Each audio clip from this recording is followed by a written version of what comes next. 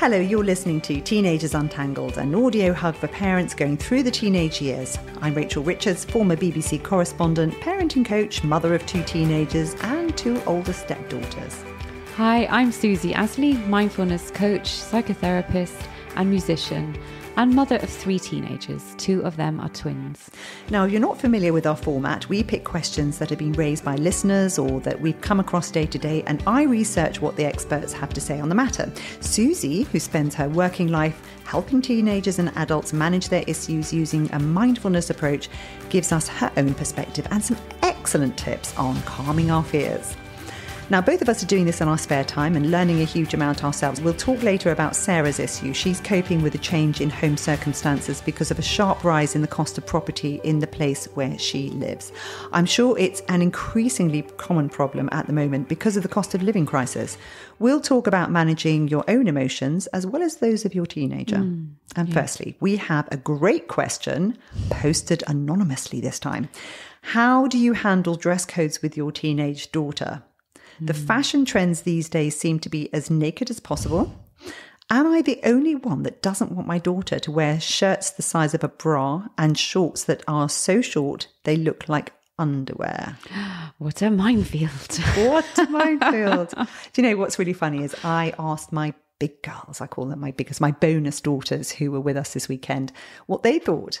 Because I thought, well, this is an interesting one. And how old are they again? 27 and 25.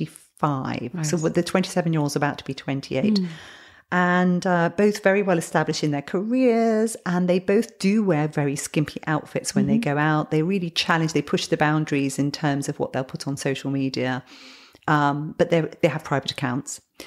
And I was curious, but what was really interesting is they sort of backed away from it a bit and said, well, it's really difficult. And the younger one said, actually, she cringes when she sees teenage schoolgirls wearing over-the-knee socks and very short skirts and lots of makeup. And I said, well, why is that? And she said, oh, because, it's just really hypersexual and it just feels really wrong. Yeah. And I thought, gosh, what's really interesting is that was her when she was that age. Yeah. And what it made me realize was that there is a kind of tipping point where they become more aware of what the signals are that are being sent out. Yeah, they have no idea. And why they might be awkward. I have no idea, age 14, 15, what signals they potentially are sending out. Yes. It's just what they like to wear. Yes. So it's a minefield, as you say. And I, as a parent of 4 daughters. Yes. And my husband just doesn't want to look. He doesn't want to go there. He's like, right. I'm not,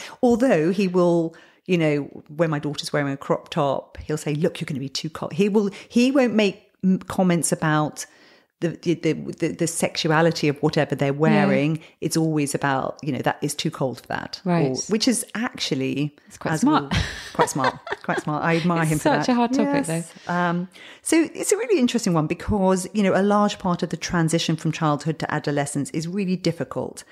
And to be fair, this is one of the few areas, I'm trying to think of other ones, where they can really have fun and experiment and express themselves. It's a bit like we talked about the piercing and the hair and all of that. It's self-expression, and that they should be able to just express, especially in this country where we wear school uniform. They don't have that much opportunity to really go, good point. Really go nuts. It's really important, and it's a lot of our own fears we project onto them, and we want them to be safe, etc., etc. And where's the boundary and all of that? It's hard. What you've said is really valuable because it's how do we feel about this? We need to unpack how we think and feel about these things before we have conversations with our teenage girls about it. I mean, I'm sure it's all come out. I'm sure our teenage girls quite quickly pick up on what we think because it's sort of hardwired into us from our own social... Clothes are incredibly complicated. They're sending out messages and they're part of a society and a social message. And they just want to, I mean, not all of them, but they want to look the same. We've spoken about it before, this herd mentality that gets increased at teenage years. They want to fit in, and clothes are a huge bonding thing. You know, if you look the same, then you're part of the gang. You're part of the gang. And if you don't, and your mum's going, you're not allowed to wear that because it's whatever, then that's really hard for them, because they might not be accepted in their heads. Yes, absolutely. So coming back to our own opinions about things, stop for a second and listen to this. I'm going to read out some clothes. I'm just coming off the top of my head. Cool. And think about who might be wearing them. Right. Floral dress, mini skirt, headscarf, trouser suit. You know, when you hear these things, they're going to have images for you. There are going to be certain types of people who you think would wear those things. Yeah, that's really interesting exercise. I had very clear pictures in my head. Yeah, and me too. And then they flip, because I think, oh, actually, because, you know, like a headscarf, is that something that would have been worn by Jackie O, or are we talking about a headscarf that's been worn by a Muslim? Or are we you know, so there are lots of little nuances about clothing, but clothing is the signal. Yeah. So first, what we have to do is we have to, I don't know, explore your own values about clothing and what we feel we think people should wear, and then why. Yeah. And why do we think that? And so here's an example. A friend of mine was with me and she started derobing. We were going to go swimming and she said, oh, I'm wearing a bikini. I'm sorry. And I said, why are you sorry? And she said, and this is an absolutely gorgeous woman. Yeah. And she said, oh, you know, I guess because maybe I shouldn't really be wearing them anymore. And I said, okay, I'm still lost. And she said, well, you know, like my husband said, maybe my bikini wearing days are over. Okay, if he'd been there, I probably would have marched up to him and slapped him right then. Yeah. But this is the world she's living in. Yeah. And these are values that she's taken in. And my attitude is basically a bikini body is a body you put a bikini on. Yes. And it sort of upsets me that people feel trapped in this environment where they think that, you know, you get to a certain age or you look a certain way. And, you know, my attitude is, well, you know, your husband who said that, so he's maybe putting on a bit of weight and he's getting a bit more wrinkly. Have you explained to him that he needs to put a shirt on? Wear a onesie. Yeah, can we not see your chest? You've got a bit of white chest hair. Can we cover that up, please? It doesn't happen, right? Nope. It's really weird. It's really, it just doesn't make any sense. So it's an opportunity though, isn't it? Like in all areas of parenting, to stop and go, okay, what are my values? And are they just ones I've adopted from the previous generation, the media, my neighbours, the school, or are they my own? And am I trapped? I mean, that's one of the amazing things about having teenagers, and doing this podcast is I'm having to think about things where sometimes I thought, oh, I feel a bit uncomfortable about that and I'm not quite sure why. Yeah. And being able to address it and saying, okay, I'm not going to be trapped by that. Yeah. That's just not a valid thing to think about anymore. No, I call it like with mindfulness awareness, like every time I feel icky, like this kind of icky feeling, okay, well then that's an opportunity to, what's that? Yes. Become curious. What is that? Why do I feel icky about that? What's the resistance in there? And I think a lot of things with clothes, and I've definitely felt it, still feel it. I have a daughter. It's fear-based, isn't it? But what is the fear? Fear is a huge topic, you know. Is it fear of what others might think? Is it actual fear of her personal safety going out and looking a particular way? Is it fear of what people think of my parenting? Is it fear of, I don't know, there are a million different things. So it's really looking into the nitty-gritty of sitting with that icky feeling, which we don't really like. What's going on? Well, it's a signal, isn't it? To tell us to have a think. So, you know, talking with your teens about the styles and types of clothes they want to wear can be a really fun way of showing your interest in their world. So, and it will also save you money, ostensibly, from buying them things that they don't want to wear. Negative attacks on clothes and choices will definitely feel very personal to them because they're experimenting. And, you know, if you really stand back and look at it, you've had this entire era where you have been in control of their clothes. Now, they might have said, I'm not having that because it's got a label in it or whatever. But the truth is you were in charge. They become teenagers and there's a transition. And so this is the real time when they get to step away from that. But they don't really know what these clothes mean. They weren't born in fully formed in terms of understanding all the social cues. So the great thing you can do is you can stick to concrete facts. So are you not going to be too cold in that? I think you're going to be too cold in that. Possibly be, they'll probably say, no, I'm going to be fine. That's okay. But, stick to concrete facts. The value judgments like you look slutty. No. Never go there. Never go there. Okay. Now, the problem we've got at the moment is the prevailing argument, which is coming back to what this poor lady has said. Oh, they're wearing these no clothes. Yeah. The prevailing argument is that a girl's has a right to wear whatever she wants and it's no one else's business. This is a Kim Kardashian thing that's perpetuated by a lot of other people. Yeah. And I have some sympathy for that to an extent, but we need to unpack that with our teenagers and really inspect the truth of it. Yeah, we need a discussion about it, don't we? Because yes, in theory, in an ideal world, that would, yes. However, they live in a society where, you don't want them to meet things that will be really challenging and difficult and make them vulnerable. Sure. But yes, so it's about, talking to your child is having to go from you constructing their outfits for different day-to-day weather to them having to do that. There's learning what's in or out of season, balancing comfort with style, developing a love for fashion and, what is your own style? So along that way, you're going to have a lot of hurdles and you're going to make some mistakes. Gosh, fine. I can't remember when I picked my daughter's outfits. I think she was about 5. That's a whole different story. So now the thing to do is sit down with your daughter. And this is one approach. This is the approach that I've come up with that I think actually is it's not just me, it's with this research I've read. Yeah. That is a really effective way of doing this and a fun way of doing it. Go and look at some magazines, teenage magazines of fashion. You can look at Vogue. My older daughter is very keen on Vogue, or TikTok. Anything that where is their world? Let's go and have a look at their world. So keep the conversation playful. Look at who they're following and say, right, so what do you think of those clothes? Just genuinely ask them, what do you like about them? What do you dislike? Would you wear those clothes? What activities do you think that person can do in those clothes? Can they run? Can they run in those clothes? Can they go out to the shops in those clothes? Could they go and see their grandma in those clothes? Just talking about context. And then inspiration. Say, well, what do you find? What do you like? Colors? Do you like floral prints? Do you like checks? Do you like it? Just trying to pin down get them to do a Pinterest board, for example. What are the style things? What are your icons and what things really matter to you? Do you like a midriff? Do you like, going through this process and what will be great about it is you'll have the opportunity to explore their feelings about their own body, because actually talking to teenage girls about their own body can be fraught with difficulties. So, for example, one of my daughters fixated on her waist, and it gave me, I didn't know that was a thing for her.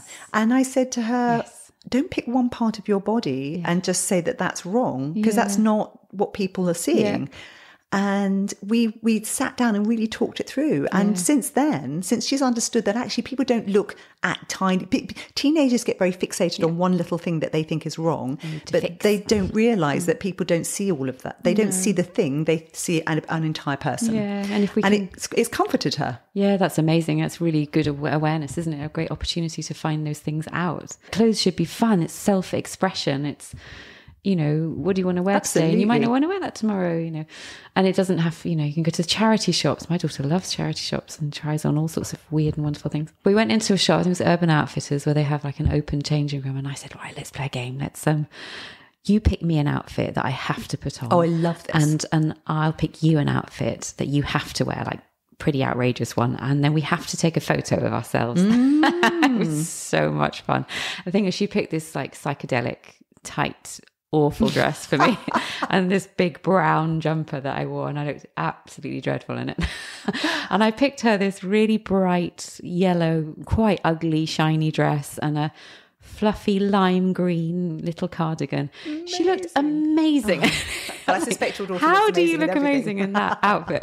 But it was so much fun. And then we just put them back. I love that. What an amazing idea. Just to being able to go and have a little experiment. Well, you could do that even if you can't go to the shops. You can do that with your wardrobe or with, but actually they can also make you feel they sort of make a statement about you that can be the thing that you'd like to be but that you don't feel you can own on a day-to-day basis. That's what I used to do when I was a teenager. I'd go out to parties and I would wear the wildest.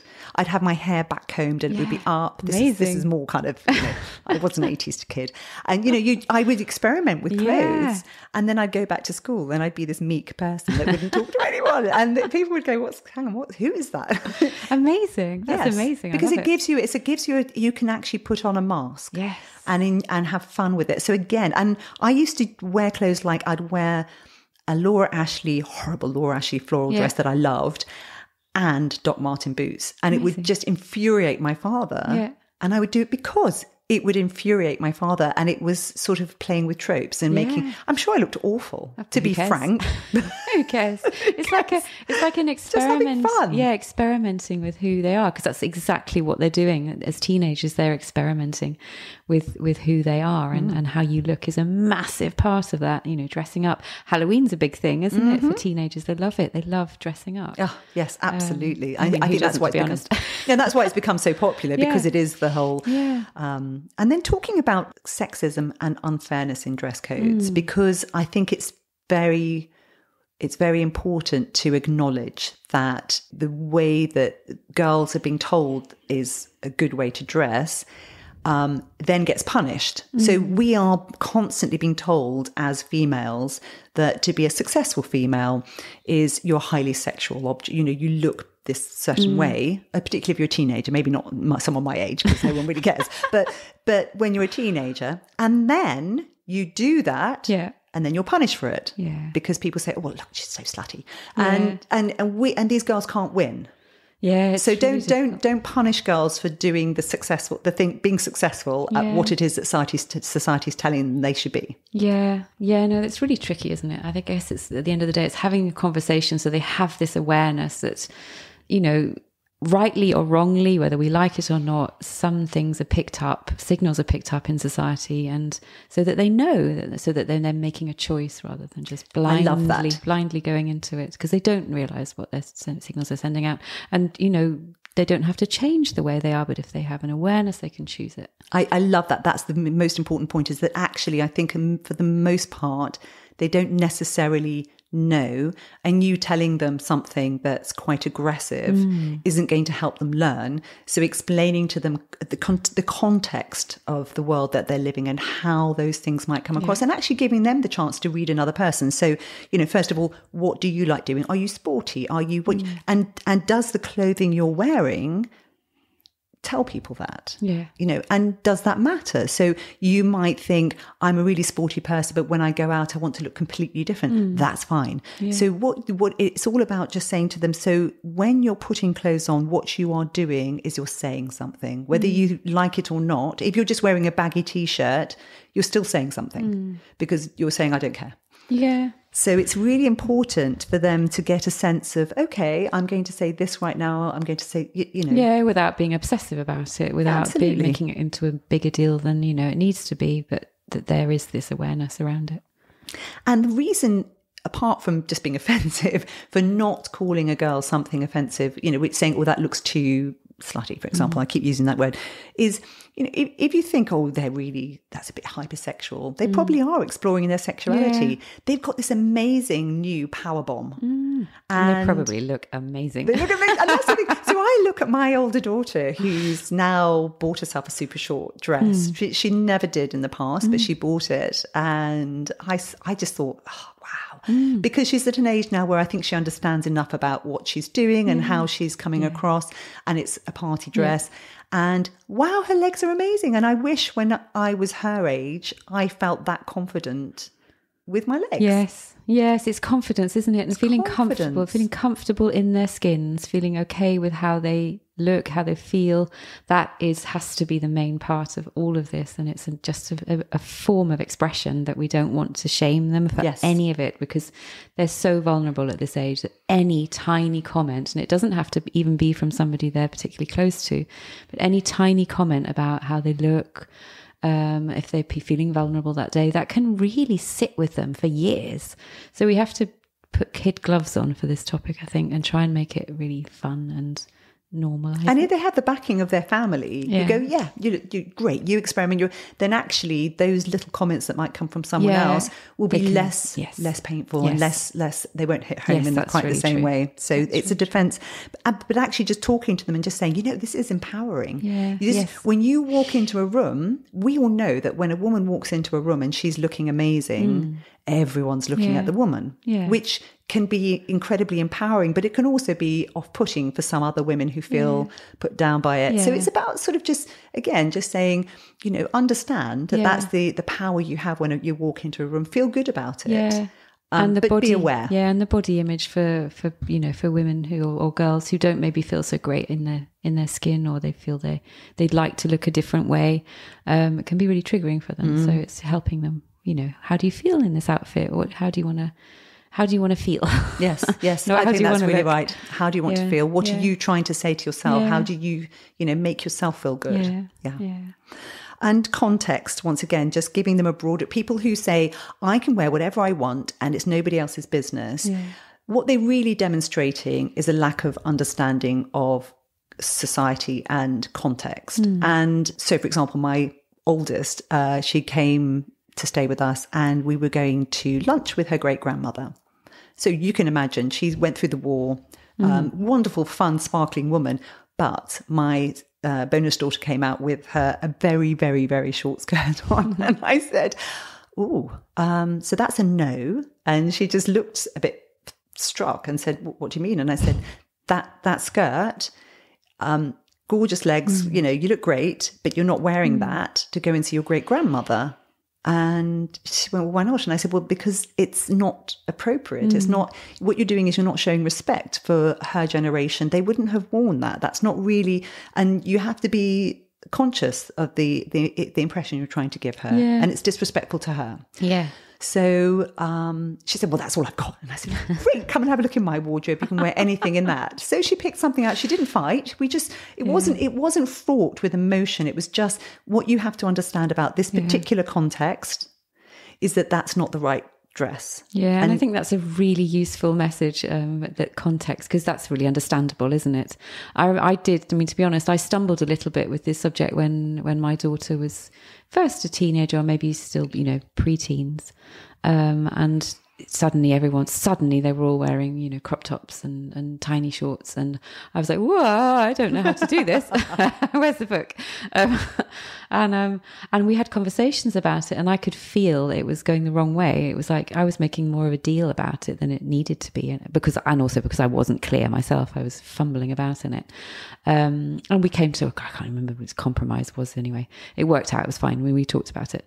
But I think we have to be sure we're not making more of a deal about it than it needs to be, also taking it up. And I don't really comment on her outfits about that kind of thing anymore, but it's a bit of a minefield if we're not careful. Yeah, I mean, the less said, the better. Yeah. And when you do say things, having conversations that are light and, just helping them understand. Yeah. And I love the idea of teaching them, though, that it can be really empowering. I think that's really helpful. Really helpful. But and it is.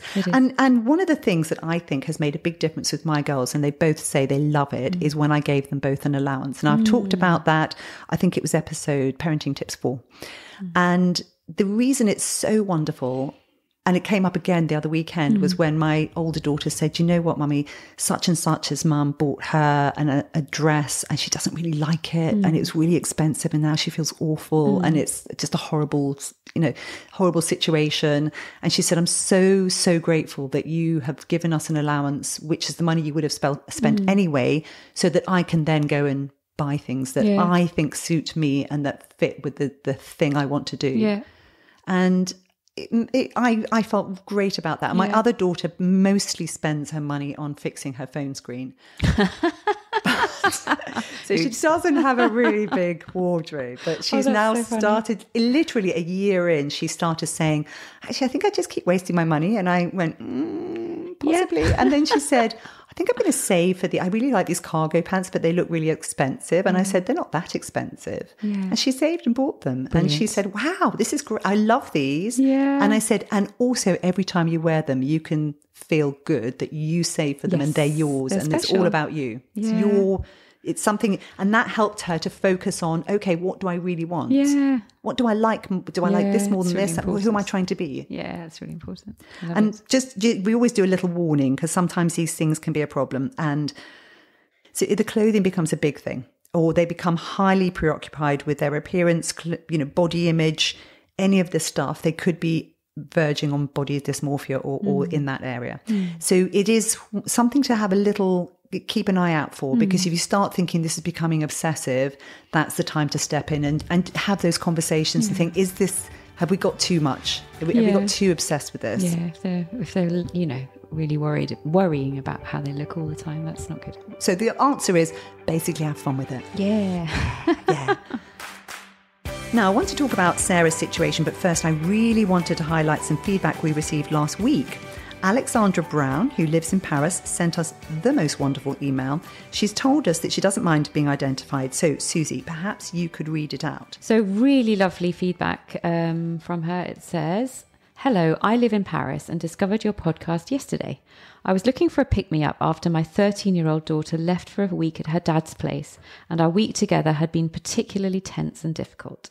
I cannot stop listening to you. Firstly, your voices are so soothing and reassuring, it feels as if listening to a friend, saying, 'I hear you, everything will be all right. Just be kind to yourself.'" Oh, what a lovely thing to say. Amazing. "But most importantly, every piece of advice you give resonates so much with me. Every time you say something, I can't help myself. Wow, that's amazing. I need to try this. It makes so much sense. I've actually started taking notes in a brand new little notebook I was keeping for a special occasion. Wow. So from the bottom of my heart, and probably soon from my daughters and the rest of my families, thank you so much. You sound like two amazing human beings, and your children are really lucky to have you as their mums." It's very moving. And I tell my children that every day. I do. My children grew up with me saying, "And I'm the best mummy in the world." Brilliant. Hey, can I print that out? Have it on the wall at home. I said to my girls, "You're going to have to remember this when you really hate me. Just remember. Just remember what Alexandra in Paris thinks." Yeah, you may think I'm horrible. But I can relate to that, Alexandra. I actually have a notebook. And Susie's seen my special notebook, and I take notes too. So it's a great thing to do, because otherwise they just get lost, don't they? These little tips. Now for our next topic. Sarah has had to deal with a change in circumstances. A housing crisis where she lives has meant she's had to downsize, and she feels it's impacted on her teens. So I looked into just what are the facts behind this, and a recent survey by the Yorkshire Building Society has found that more than 9 in 10, so 90% of 11 to 18-year-olds are aware of the cost of living crisis. In another survey, 51% of children and young people said money worries had made them feel angry, unhappy, negative, anxious, or stressed in the last 3 months. And NHS figures also show that children living in homes that have fallen behind in bills are more likely to develop mental health problems. Now, the child psychologist, Dr. Elizabeth Kilby, says children don't necessarily worry about money. They absorb their parents' concerns around the subject, particularly when they're treated as a taboo. Yeah, I mean, children are sponges. They pick up on absolutely everything, even the stuff we're hiding. And they mirror everything. They pick up on all of it. And, there's no judgment there at all, because having a change in financial situation, a big one, or even not a big one, can be really challenging and really, really painful, because it's not just necessarily the money, is it? It's the whole, maybe a shift in circumstances, a shift in home, in all the things that are connected with that. It can be seismic, and that can be really difficult to process for anybody. So, of course, like divorce, it's like it could be a big, might not be, but it could be. And a child will pick up on the stress, the worry, and the preemptive stress of not being able to pay the bills, if that's been the case. And they will pick up on that, and that will go directly into their nervous system, not necessarily even through their conscious brain. It goes into they mirror our nervous system. That's a really interesting point. So it's actually sort of inside you rather than necessarily conscious. And so the truth is, if something like that is happening or has happened, regardless of how big it is, the first thing we have to do is deal with our own feelings, which can be dramatic and very painful. And actually, in this particular scenario, it may not be as big as grief, but it will be a form of grief. It So is a form of you may find that, okay, you picture yourself in this way and now you've lost that. So it can be to do with, you know, your college savings have gone, your house has gone, your life script. Your life script, like, who am I, becomes challenged. Yeah. And this alteration of your life script can mean that it magnifies your feelings about that financial change of circumstances. Yeah, absolutely. I mean, it's you know, comparative to any big change, you know, it is a form of grief. It's a loss, and you know, we're not always great at dealing with loss in our society. It is a form of loss, like divorce is loss. You know. And the problem with this type of grief is, so for example, with divorce, people know what divorce is, and you can talk about it to an extent. True. And grief, when you lose someone, we've just had the royal funeral and it was just extraordinary. And people have a lot of rituals around grief. Yes. This form of grief is very difficult because there's the embarrassment. Yeah. Loss of identity, feelings of betrayal, because maybe, you know, for example, if the housing market has changed and somebody said, right, we want our house back because, you know, I want to sell it on, and you just in this house saying, but this is my home, and you don't have any choice over it. And because it's not acknowledged as something that we should be grieving, where you think, well, I shouldn't be upset because it's not as bad as, you know, no one died. Yeah. But it's a different thing. So with this lack of social ritual for this form of grief can make it much harder to process. So we have to be more conscious in allowing and giving space to the feelings that may come up. They may not, but they may come up, like a feeling of mourning, something almost. The first thing is all about, you know, surviving this situation is all about acceptance, accepting the fact that things have changed, honouring the way you feel about it, and, you know, fighting for the future rather than staying with what's happened. So there was a man called Viktor Frankl who championed this idea after returning home from 3 horrific years in Nazi death camps. And he discovered that even though he couldn't go back to the life he'd had before, which was obviously what he would have liked to have had, he realized that he could find new love. He could, you know, become a father again, or he could, you know, he started looking to the future and found that this optimism was the thing that carried him through. He was amazing. He was all about, you know, choosing. You can't always choose your circumstances, but you can, you know, choose how you respond to them. How you respond to them. And the same with Edith Eger, who again, The Choice, an amazing book and a really, really powerful message for us. Yeah, and it's not belittling anything that people have gone through, because we have to give space to anything that comes up, but it's a really lovely opportunity to sort of question, you know, what do I think about? What are my values? Because the teenagers will pick up on the wobble, and it's the idea that, you know, we don't like uncertainty as human beings. We hate it. We've talked about this lots of times. We don't like uncertainty. We like to know. We like the familiar. Even when we know it's bad for us, we'll pick the familiar. And I love your point about uncertainty, because we talked about this in our discussion about future careers. And the truth is, we need to become more capable of coping with uncertainty than we ever have done in the past, where people want certainty, but the truth is the world is becoming more and more uncertain. So building techniques for coping with, you know, instability are really important. So, for example, in the late 1970s, a researcher at the University of Chicago named Salvatore Maddi began studying employees at Illinois Bell. Some managers had trouble coping with change, others thrived. And what separated the two groups?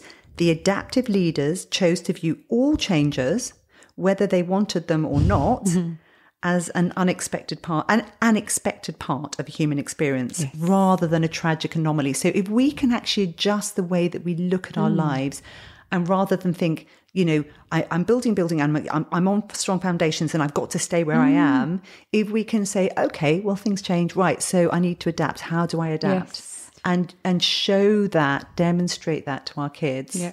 Change is the only constant in life. It's the only constant. Yeah, it is. It absolutely changes the only constant in life. And if we can really accept that, even when it's hard, and that doesn't mean we have to go, yay, when a change isn't nice, but if we have that basic understanding or basic expectation that there will be change, then it's easier to manage when change arises. Yes, and not stressing about being stressed, because when it's the feelings about stress can cause more stress. So actually saying, okay, the stress is signaling something. Yeah. What is it signaling? Yeah. What can I make from this?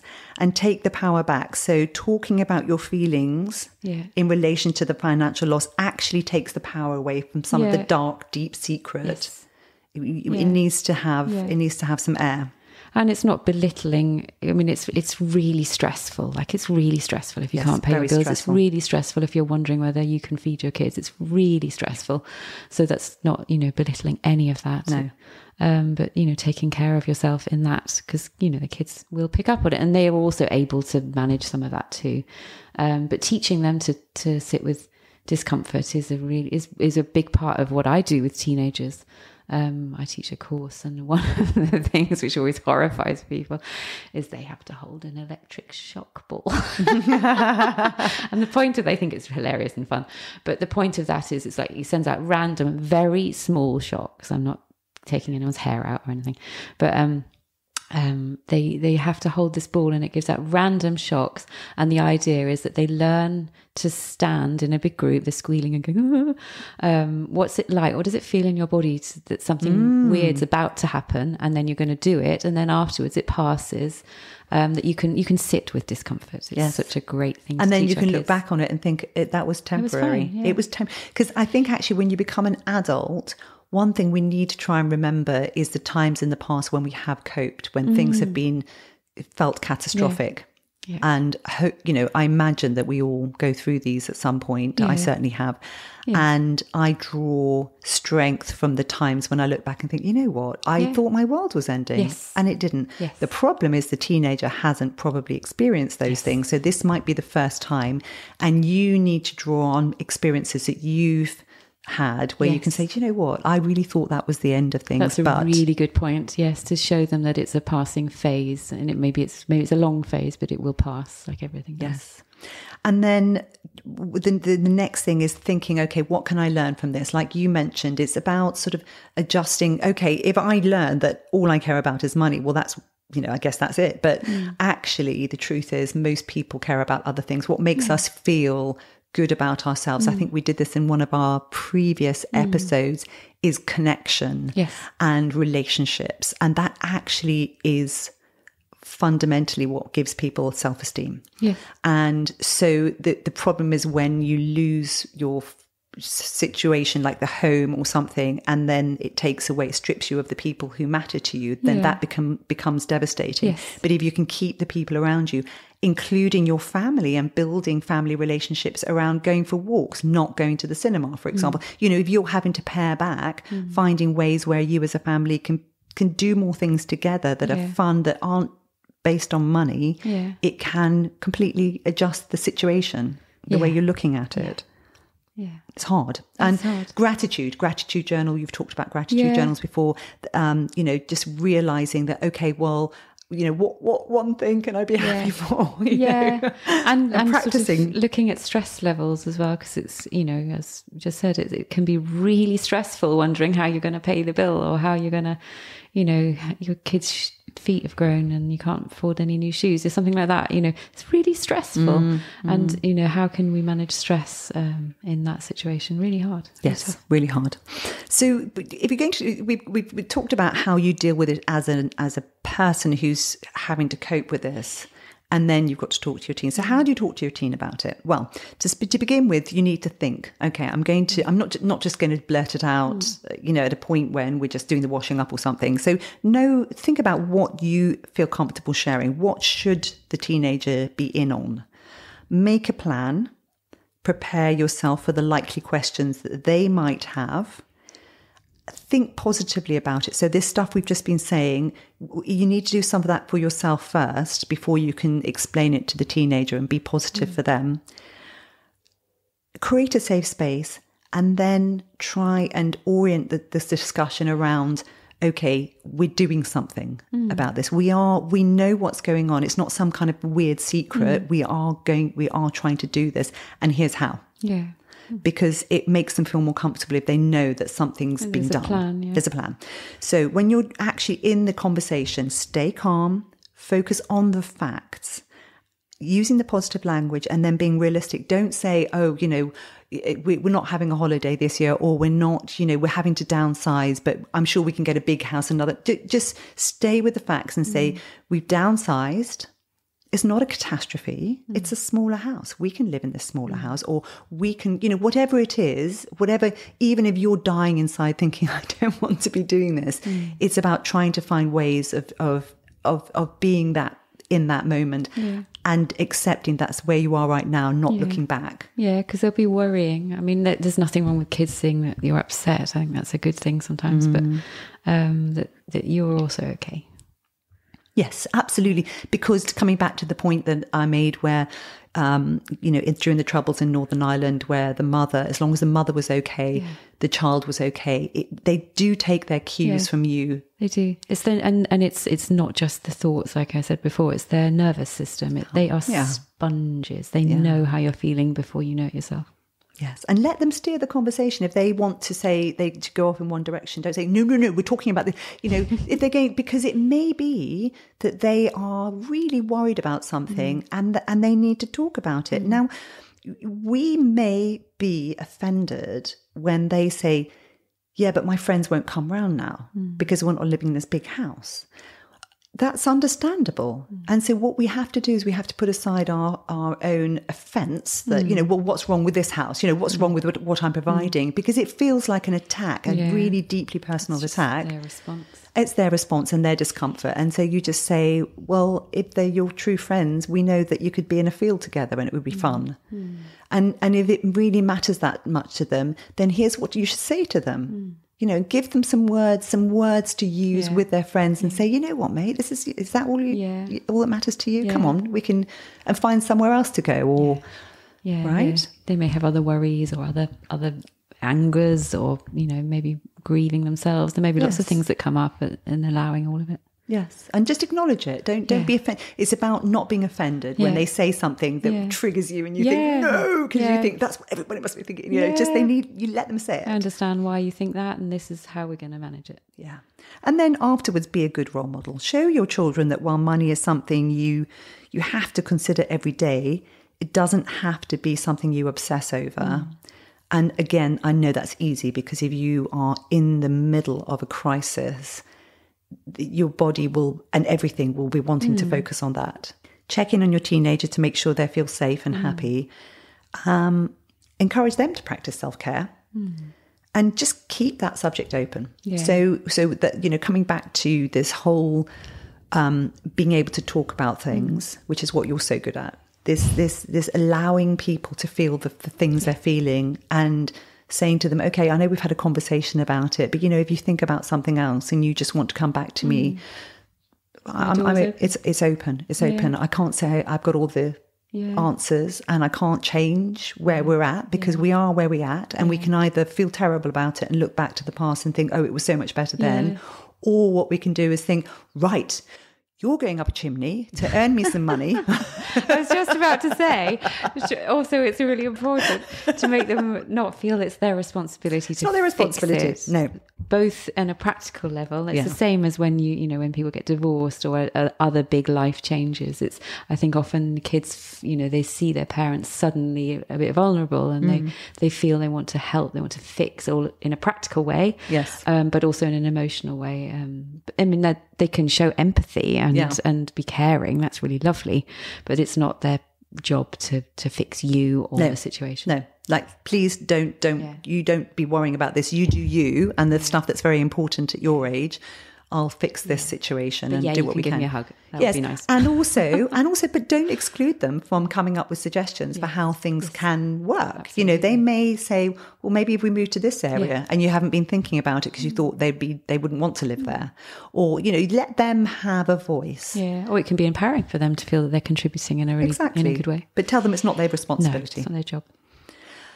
If you found our podcast useful, do us a favor, click subscribe or even review us. You can review us on our website, send us an email or just social media, any of that stuff. Tell your friends, because we don't advertise. We don't have a budget for anything. Basically, we're doing this in our spare time. Spread the word. Spread the word. Our website now has everything in one place, so feel free to rummage around there and message us with any of your questions or tips for topics to cover. You can also reach us via Facebook, Instagram. We read everything. Now, in our next episode, we'll look at the impact on our families when our teenagers finally leave home. Dun, dun, dun. Now, it's known to have triggered a mental breakdown in mothers, particularly. So when you wave off your firstborn, will you rub your hands, skip back into the house and plan some exciting new adventure, or will you be consumed with grief? Where are we sitting on this spectrum? Because, it's all valid. Some people are feeling differently. I've seen parents who can't wait, and I've seen parents who are just, in fact, I was talking to a lady the other day who said, when her son says he's really excited about moving out and going and getting his, being at university and having digs and stuff. And she was like, and I just said, but be proud that you're raising a child who's excited about their future. This is amazing. And but we can be both. We can mourn they've gone, and we can be excited for them. Yes. And there's a new phase, and I can speak from experience because I have 2 bonus daughters who I've known since they were 2 and nearly 6. And the truth is, they're back. We talk. They need support and love. And actually, they tell me the gossip and we have fun and it's great. So they don't completely leave you unless they're a male and you're screwed. No, I'm joking. What? No, I'm joking. Listen, it's not true at all. Maybe I'll cut that out. Also, Alex raised the issue of manners. I was having a walk with her the other day. She's the person who came up with the idea of a podcast. She wanted me to do something. Oh, how wonderful. And I loved it. And so manners, what different cultures expect of their teens. Now, she's French English, and she said, the French are very, very different. You turn up at a party, kiss, kiss. It's every single person, and you have a conversation, and then you're allowed to kind of move on. Yeah. And she said, these English kids turn up and they basically just air her. You're lucky if you get a fist bump. Yes. So what are we instilling in our teenagers in terms of manners? Do they matter?